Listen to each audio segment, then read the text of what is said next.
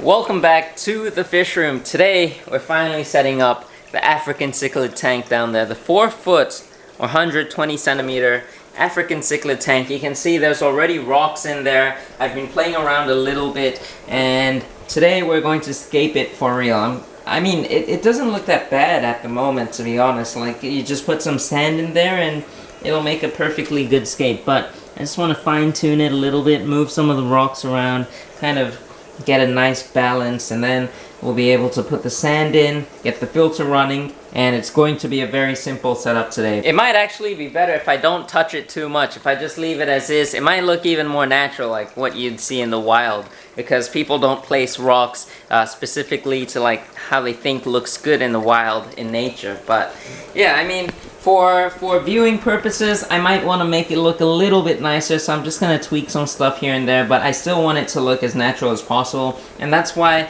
I'm most likely not going to use plants in this tank. I have received a few comments asking if I'm going to add plants into my African cichlid tank, and I don't think I will, because in the wild where African cichlids live, they don't have any aquatic plants in their habitat. Let me know what your thoughts are in the comments below, but for viewing purposes, I just want to kind of make it look slightly better so that I can enjoy the tank. So I'm just going to tweak some stuff here and there, and it's going to be very, very fun and easy today. So yeah, I say let's get started, and soon we can have a nice African cichlid tank running in no time.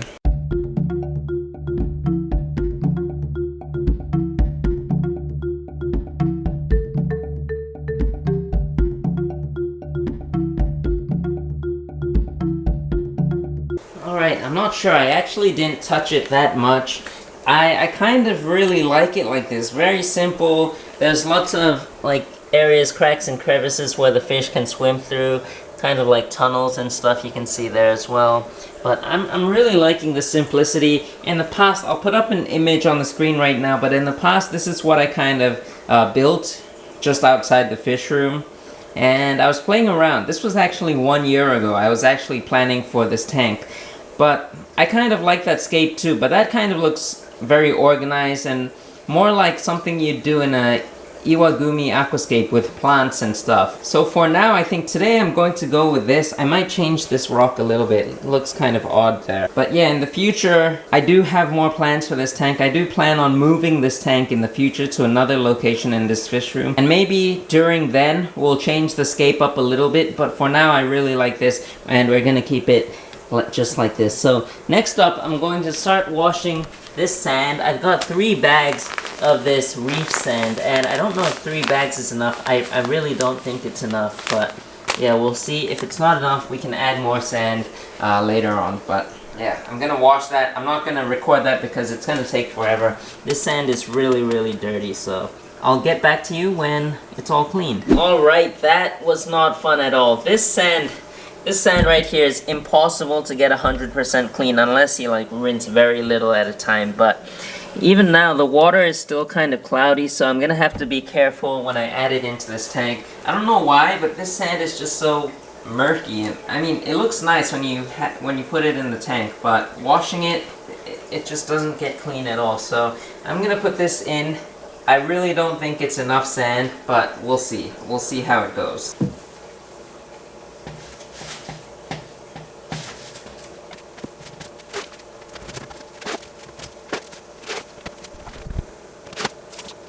Alright, we've got the sand in, and take a look at that. It's gonna look amazing once this is all done. But now we're gonna fill the tank up, and while I'm doing that, I'm going to work on the filter.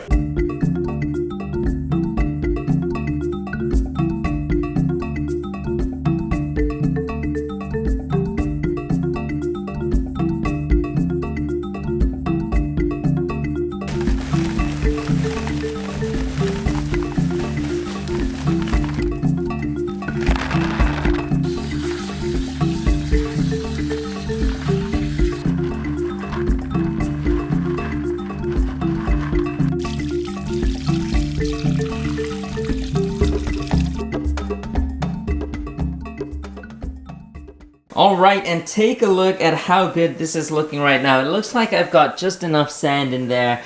Maybe more than I need, but I'm really liking it. It is kind of messy. I'll kind of even it out later on. But even if I do that, the fish that we'll be putting in this tank are just gonna ruin the substrate. So they're gonna do whatever they like in this tank. They're sand sifters, so they're gonna, spit out the sand and, just do whatever they want. So, now, I'm working on the filter. I've already put the media inside, and the media that I've added into this filter is, I don't know how well you can see it, but you can't really see it from outside.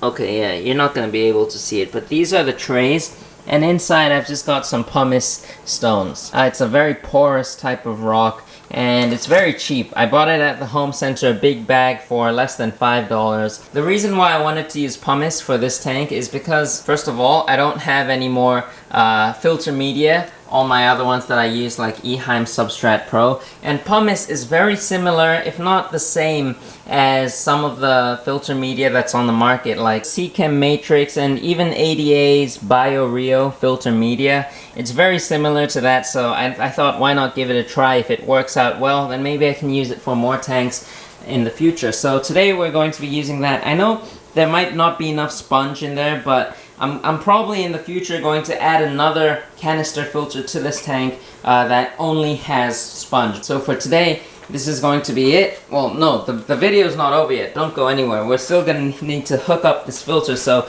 right now, I've got this hose right here. I'm going to plug it in, and we're going to set this filter up and get this tank running. Alright, so this is just going to be very simple. Just plug and play. Maybe you'll wet down this hose a little bit.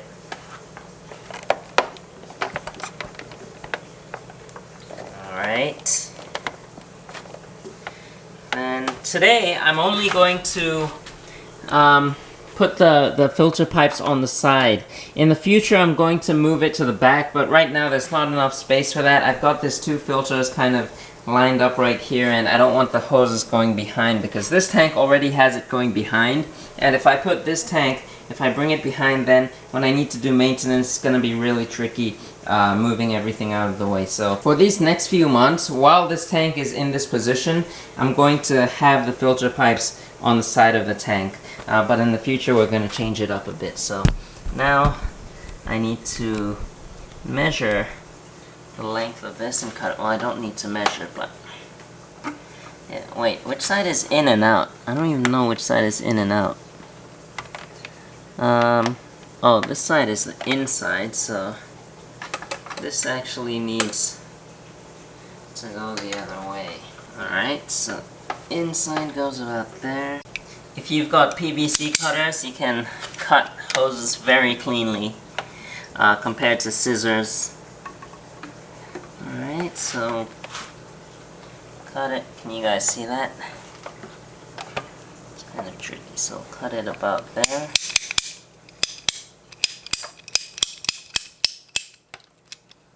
You can see straight cut. Beautiful. Alright, so you've got one done.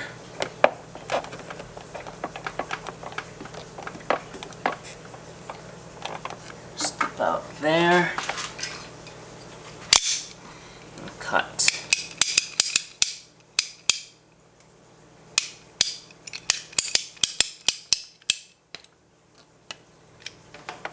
Perfect. Alright, so I've got both pipes on the outflow side and the inflow side, the intake side, and I had to cut this intake side down a little bit. You can kind of see right here's the part that I cut off because it was a bit too long, and if I just left it the way it was, it would suck all the sand into the filter, and I don't want that happening. So right now, you can kind of see it's a good length.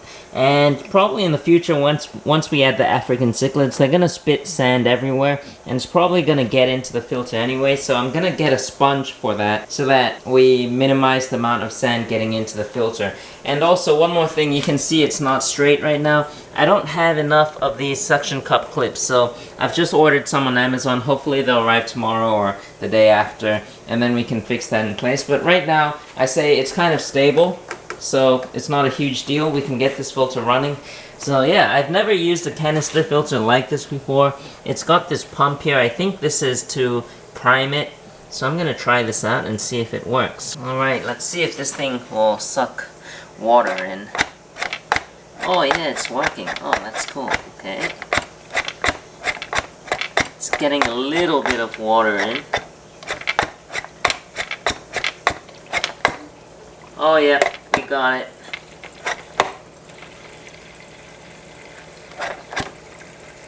Yes! Can you guys see that? Wow, that is pretty cool. Pretty handy to have one of these. Now let's just hope that there's no leaks anywhere. So the water's going in from there and soon it should come out. Yeah. I need to fill this tank up a little bit more because some of that water just went into the filter. Well, let's hope that water doesn't get all over the place because this outflow pipe is out of the water a little bit. Let's see how it works. I think we're slowly getting it. You can see a bunch of air coming out of the filter right now, so yeah, there is some air trapped inside, so we're kind of getting that out. Oh yes, yes. It's getting faster now.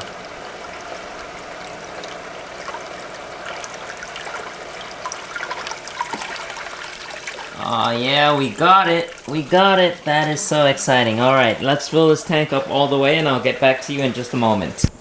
And there it is. Take a look at that. We've got the filter running, tank filled up to the top. I could fill it up maybe a little bit more, but maybe I'll do that next time.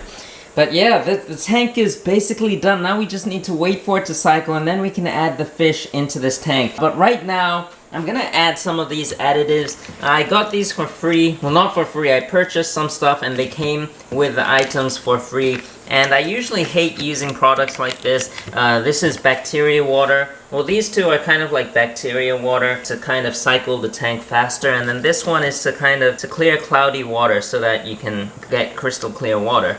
And yeah, I usually don't use products like this. I like to let a tank mature naturally, let it cycle. Let it take a few weeks, or add a sponge filter that's already cycled into the tank, and I could do that, but I don't want to just throw these things away. That's kind of a waste, so I'm going to use a couple of these, probably all of this, because even this is good for, one pack of this is good for 10 liters, and that's a total of 30 liters. This tank right here is a total of, I think, 200 something liters, so something like this is probably not going to make a difference at all. Maybe help it a little tiny bit, so yeah, let's do it. And we'll also use one of this cloudy water clearer thing, because it is a little bit cloudy.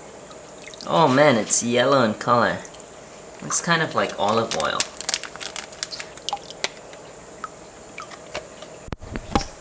Alright, so we'll see if the tank clears up by tomorrow. Well, I mean, it is looking kind of clear, but yeah, we'll see if it looks any better tomorrow. I'll see you guys later. And here we are the next day. The tank is looking so good. Take a look at that. I'm not sure if it's gotten any clearer, but it does look good, and I'm pretty happy with the look. I'm not sure if that thing, the clear water thing, actually works or not, but I mean, it's alright.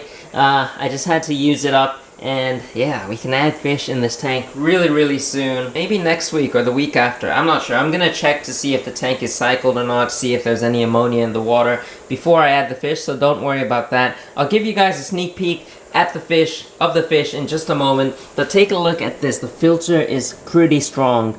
You can see that rippling effect. Really nice. I love this. Looks amazing. I mentioned earlier in this video that in the future I want to change this up a bit. I want to move these two tanks. So this tank will move over there to where the contest tank is, and it will have its own stand. And then this tank over here will have its own stand as well. I'm gonna make two DIY stands separately for this tank and for that tank. So this African cichlid tank will stay in the same spot, but it'll be raised up a little bit and on a nicer stand. And this tank will be on a nicer stand, and it'll be over there. And yeah, I'm sorry I can't show you this tank just yet, but you'll be able to see it in, I think, 2 or 3 weeks' time. The contest results will be announced, and then once they're announced, I can finally show you that tank. So we are very close to that date. August 27th is the date of the IAPLC contest announcement rankings. The rankings will be announced on the ADA YouTube channel, so make sure you stay tuned for that. 8 p.m. Japan Standard Time, so you gotta watch out for that. I'm super excited. I'm gonna watch it live too if I can. Yeah, hopefully I can watch it live, but yeah. Let's see the top 100 tanks, and I don't know if I can get in the top 100, hopefully. I'm not sure. I wish I can, but we'll just have to see. And then after that, I can show you guys the process of how I built this tank, how I set it up, and yeah. I don't really have that many videos of the tank setup for this year because I was just too focused on that tank and on the other things in the fish room that I didn't get to take that many videos of my contest tanks. So hopefully you guys aren't disappointed by it. But I'm also working on the fish room here a lot, and the fish room is a complete mess right now because I'm just moving stuff around. You can see I've got a bunch of soil, gravel, and tools and stuff that's just on the floor right now because I don't have a place to put it. And that's because I'm also working on a tank right here. This tank is a 2-foot tank, but the other day I put this rim, or not a rim, but like, what do you call this? A Euro bracing. I DIY'd this Euro bracing so that I can put a lid on here like this. Otherwise, it's a rimless tank. I wouldn't be able to put this lid on. And well, there are special hooks that you can put on the side of the tank to put that lid. But because my tanks are kind of spaced so close together here, there isn't any space. Well, there is some space, but there's not much space for those hooks to go into the tank and for me to have a lid. So I DIY'd this Euro bracing right here, if it'll focus, and yeah, it's not the best job. You can definitely see that the silicone work is not that beautiful, but I tried my best. This is the first attempt and it looks quite good and it works. I can put a lid on this, so that is perfect. And yeah, so this side is currently what I've been working on recently. I've got my 2 angelfish pairs. I'm trying to get this down to 1 pair. I don't want to have 2 pairs, but yeah, you can kind of see. They're beautiful. The 𝗯𝘂𝘀𝘀𝘀 red shoulder angelfish, or the red back angelfish. Take a look at this guy. This is one of my favorites. So yeah, if I'm going to keep these, I want to keep this pair because this pair, in my opinion, looks better than this pair. But this pair also looks amazing. This pair has got some amazing, what do you call that? They've got some amazing lyre tail action. Well, not on the tail, but on their fins. You can kind of see how long their fins go. So pretty amazing stuff. This is a great pair as well. They're both amazing pairs. And then down below, I'm also working on a system. Right there, we're gonna have this tank, and I'm gonna get another one of this tank and put it over here. So we'll have 4 of the same tanks, and I'm going to try to put those Euro bracings on these tanks as well so that I can have lids on them, because in the future I want to breed rainbow fish as well, and rainbow fish, you want to have lids on them because they will jump out eventually. So yeah, I'm going to slowly work on my Euro bracing for all these tanks, and so I have 4 tanks for breeding purposes, angelfish and rainbow fish, and maybe some other fish maybe. And then this tank is another one that I'm working on. Right now there's some guppies in here. But in the future, I kind of want to make this a fry grow-out tank. So, kind of, if you know Dean's Fish Room, he's got his amazing, like, fry grow-out system, and I kind of want to make this into that tank. So maybe I'll make a few videos on how I set that up. I'm not sure. If you guys are interested in that, let me know in the comments down below. But that'll be a pretty fun project to do, I guess. And you can see right now, there's just some of these koi tuxedo guppies. Not the best ones, that's why they're in this tank, just living in here for now. But yeah, that is this area. This part is super messy right now. You can see I've got more gravel here, sponge filters here. Yeah, just a mess. And take a look at these, my rainbow fish, the 𝗶𝘲𝘀𝘀𝘀 rainbow fish, looking amazing. These guys give me lots of eggs. I really love these guys. These guys, however, these are the 𝗯𝘂𝘀𝘀𝘀𝘀, or the 𝗲𝘃𝗀 from the 𝗲𝘃𝗀 region. These are beautiful, but they still haven't given me eggs. Well, they've given me 2 eggs. I counted 2 eggs, but the 2 eggs weren't fertile, so they didn't work out. So hopefully, I hope these guys give me more eggs in the future. If you have tips on breeding these guys, the 𝗯𝘂𝘀𝘀𝘀𝘀, let me know in the comments down below. I've got 2 males, 3 females, and they're amazing. I want to get more of those, so yeah. And then right here, there's the fish that, oh, hold on. Take a look at this. More angelfish babies. Well, here are some of the bigger ones that I couldn't really focus on last time because they were kind of small, but kind of see, there's one koi guppy in there. This koi guppy I like, so that's why I separated him. put him in here, and I'm gonna keep him for future breeding purposes. But you can see these angelfish are quite big, and then these ones are also tiny. Man, I can't focus on them. They're so small.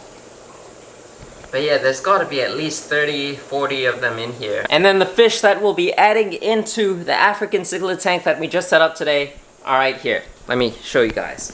So right here are these guys, the African cichlids, 𝗯𝘂𝘀𝗶𝗿𝗲𝘀𝘀 African cichlids, the yellow labs. They are just one of the most beautiful, stunning, striking yellow color fish in the hobby, and I love these guys. I've loved these guys for many years. They're just such an amazing fish, and also so active. You can kind of see they really are active.